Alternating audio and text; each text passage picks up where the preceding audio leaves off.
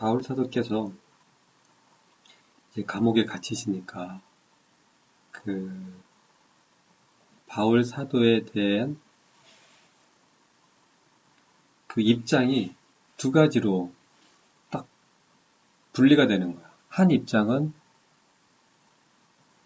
바울 사도께서 우리가 예루살렘에 올라가면 죄인과 같이 저렇게 감옥에 갇힐 줄 본인도 아셨고 우리도 성령님으로부터 말씀을 받아서 알아서 만류했음에도 그분께서는 그것이 하나님의 뜻인 줄 아셨기 때문에 목숨을 내놓고 죽음을 두려워하지 아니하고 저렇게 죄인과 같이 묶이는 데까지 순종하셨다.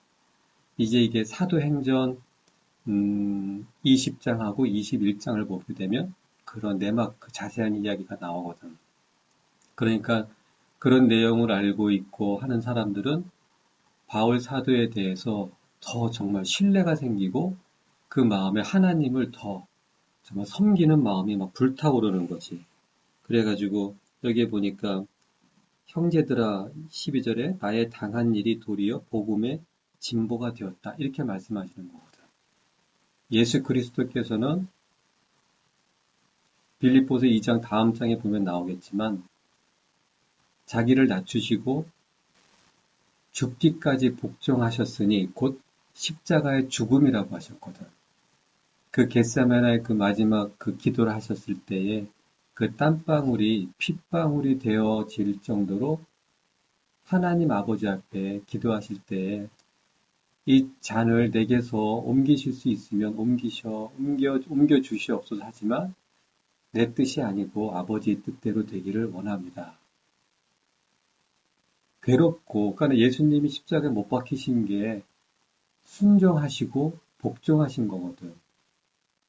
그 쓴 잔을 아버지의 뜻을 이루기 위하여서 받아들이신 거거든. 그런 것처럼 바울 사도도 예루살렘에 올라가게 되면 죄인과 같이 네가 이제 갇히게 될 것이라고 성령님께서 각 성에 갈 때마다 계속 말씀해 주셨어. 바울아, 네가 이제 예루살렘에 올라가게 되면 죄인과 같이 이제 묶이게 될 것이고 감옥에 갇히게 될 것이다. 그런데 이제 바울 사도는 그렇기 때문에 예루살렘에 가는 것을 피해가고 포기하고 가지 않은 것이 아니라 그것이 예수 그리스도의 인도하심이고 그 계획이라는 걸 알았기 때문에 잡힐 것을 뻔히 아시고도 가시는 거지. 예수님께서 예루살렘 성에 들어가셨을 때 이제 마지막 내가 가는 거다. 이 6월절, 마지막 내가 이제 6월절을 지내는 것이다. 알면서 가신 거거든. 그리고 거기에서 못 박혀 죽으시고 바울 사도도 뻔히 알고 있었거든. 그럼에도 예루살렘에 가시는 거야. 그리고 거기에서 붙잡히셔가지고 죄인과 같이 감옥에 갇히고. 그래서 한쪽은 정말 그 신실함과 하나님의 계획이 이루어지는 것을 보고 담대히 기뻐하며 복음을 더 전하는 그러한 그 부류가 있으며 또 다른 부류는 것 봐라. 바울이 그렇게 설치더니 붙잡힌 거 봐라. 그러면서 평소에 바울 사도에 대해서 좋지 않는 마음을 가졌던 사람들은 하나님의 뜻이면 어떻게 왜 갇히느냐. 하나님께서 함께 하시면 더 많은 복음 활동과 복음 전파를 위해서 더 활동을 해야 되는데 오히려 갇힌 거 된 거 보니까 이제 바울의 시대도 끝났다. 그리고 바울도 하나님 앞에 쓰임 받는 게 이제 끝난 것 같아. 그러면서 바울을 비판하고 그러니까 오히려 이제 이쪽은 한쪽은 바울 사도의 그 신실함, 정말 우리의 스승이면서도 우리의 대선배인 이 바울 사도의 그 묶이기까지, 감옥에 갇히시기까지 죽음을 바라보면서 예루살렘 성에 들어갔던 그 순종, 그걸 바라보며 정말 하나님을 섬기는 마음에 더 불같이 일어나는 자들. 이쪽은 이제 바울의 시대는 끝나고 우리 시대가 됐다.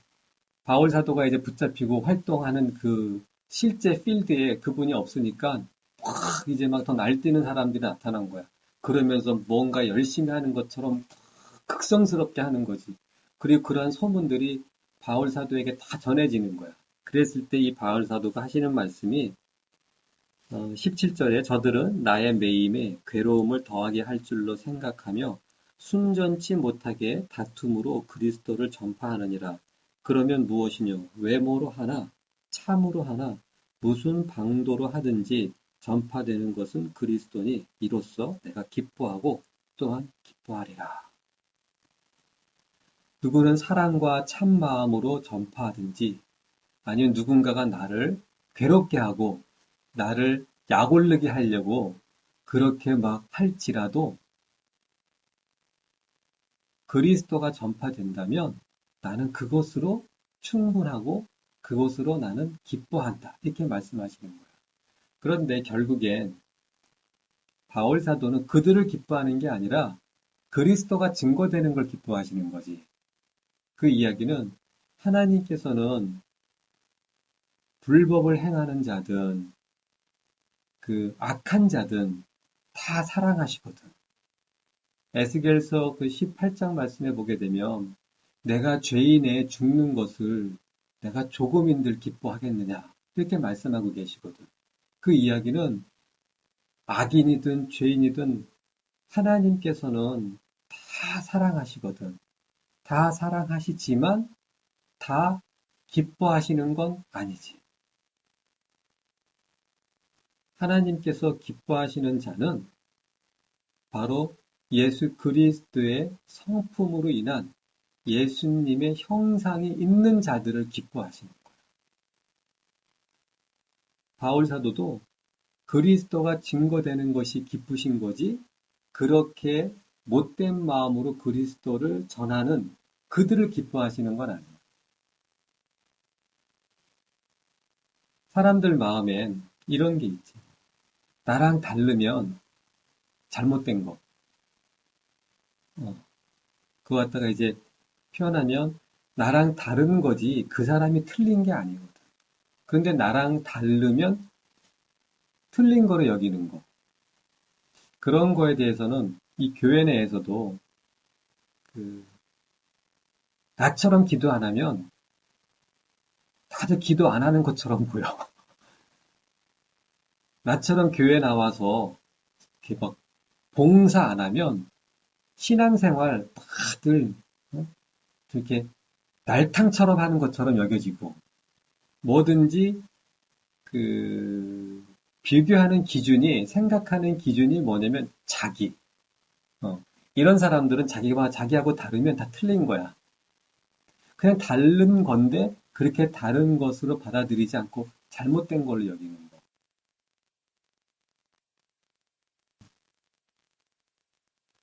바리새인들도 예수님께서 정말 진리가 오셨고 그 진리를 가르치셨고 했음에도 자기랑 다른 거야. 그러니까 예수님을 죽여버린 거지. 지금 이 시대에 정말 예수님이 오셔가지고 진리대로 가르치시고 그렇게 막 이제 막 부흥 집회하시고 그래서 사람들이 모여가지고 교회를 세우셨다. 정말 예수님이 만약에 오셔가지고 그렇겠다.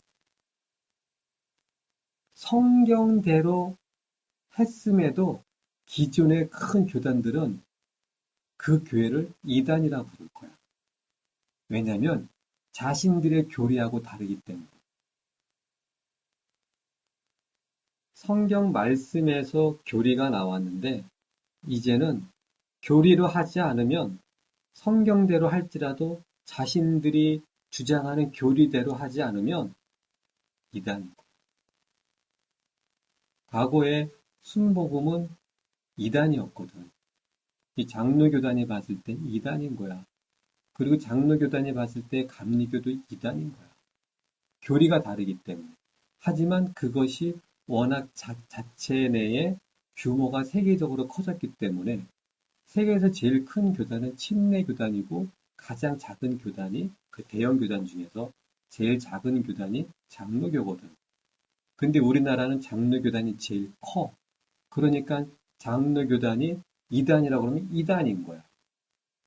그런데 순복음이 우리나라만 벗어나면 장로교단보다 더 커.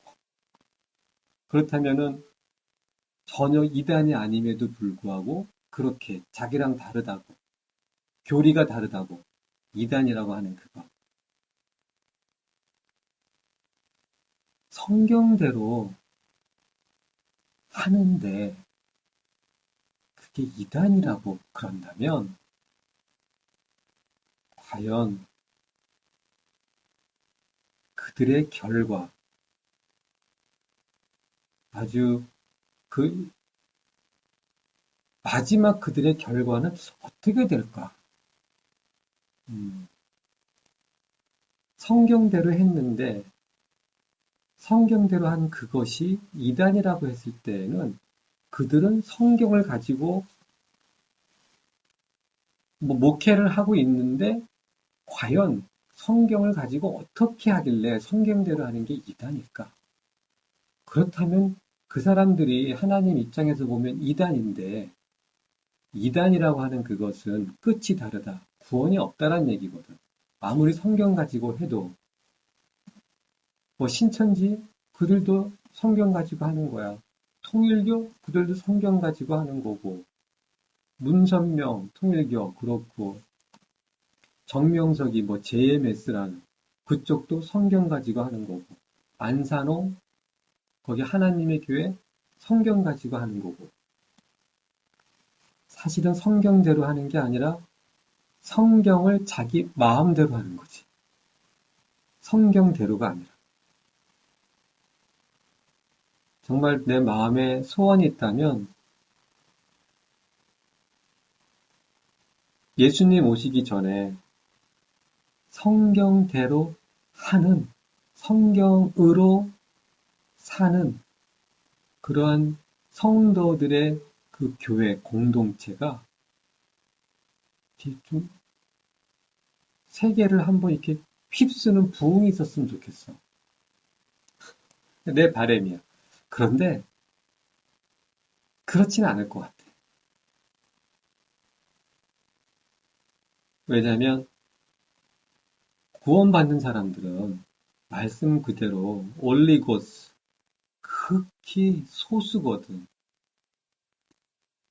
그 이야기는 말씀과 성령님을 우리에게 주셨기 때문에 어떤 영적인 대부흥이 있든 없든 성경과 성령님의 인도하심으로 말씀대로 사는 사람들은 살게 되어 있거든. 결국 그런 사람들만 정말 이 말씀이 감추어진 보배, 이 세상 물질 물명 속에 그리고 너무나 넘쳐나는 그 축복, 번영신학이라고 그러거든, 보통. 뭔가 축복받는 신학, 삼박자 축복이라든지 그런 이론들 속에 감추어져 있는 그것이 바로 이제 성경이 되어버린 거야. 땅에 감추었다고 하는 그거 마태복음 13장 말씀에 천국은 땅에 감추인, 밭에 감추인 보물과 같다고 말씀하셨는데 바로 너무나 많은 그 기도응답 받는 비법 10가지, 그 다음에 성경적으로 믿음으로 성공하는 CEO, 그리고 이 사회에서 성공하는 아이로 키우는 성경적인 방법, 양육법. 그러니까 모든 것들이 성경을 가지고 얘기를 하는데 성경을 가지고 얘기하는데 그 결과가 예수 그리스도 아니고 천국도 아니고 믿음도 아니고 십자가도 아니고 오직 성공이야. 성공. 그래서 진정한 복음은 이 세상의 그 물질 문명과 번영과 축복과 성공이라고 하는 그 홍수 속에 감춰져 있는 거예요. 진정한 복음과 그 십자가. 마태복음 13장 말씀처럼 그 보화를 하나님께서 그 땅에 감춰두셨지 그것을 땅 위에다가 펼쳐놓질 않으셨거든. 결국엔 소수만이 그 보물인 줄 알고 발견하는 거예요. 바울 사도는 이 사람이 이 모양으로 그리스도를 전하든 이 사람이 그런 모양으로 그리스도를 전하든 그들의 성품을 떠나서 일단 그들이 그리스도를 증거한다면 바울 사도는 그것으로 기쁘신 거예요. 그리고 그들의 삶에 대한 보응은 하나님이 하시는 거니까. 분명히 행위대로 보응하신다고 하셨거든. 그러니까 그리스도를 전파할지라도 그 전파하는 이유가 그 마음의 중심이 자기의 사역을 성장시키고 자기의 사회적 그다음에 어떠한 그 종교적 자기의 역량과 위치를 만들기 위해서 그렇게 하는 것이라면 그거는 하나님은 마음의 중심을 아시기 때문에 그거에 상응하는 그 보응을 받겠지. 하지만 바울 사도는 그리스도만 증거된다면 나는 그것으로 기쁘다. 그렇게 말씀하고 있지.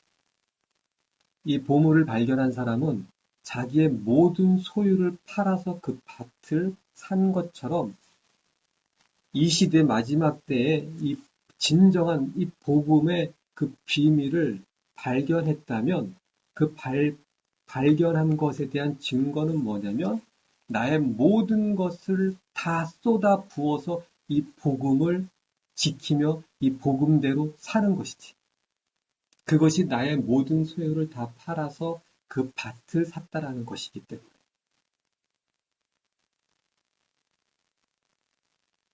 우리의 삶의 기준은 땅에서 살지만 이 복음이 삶의 기준이 되는 거예요. 생각의 기준도 오직 복음, 행함의 기준도 오직 복음. 이 복음이 우리의 길이고 이 복음이 우리의 삶의 이유이고 삶의 목적인 거야. 성공 CEO가 되는 것이 삶의 목적이 아니고 오직 복음이 우리의 목적이 되는 거야. 그것을 위해서는 우리의 모든 것들을 다 잃어버릴지라도 잃어버리는 것이 아니라 이 복음을 붙잡기 위해 우리의 모든 것들을 다 포기할지라도 아깝지가 않은 거예요.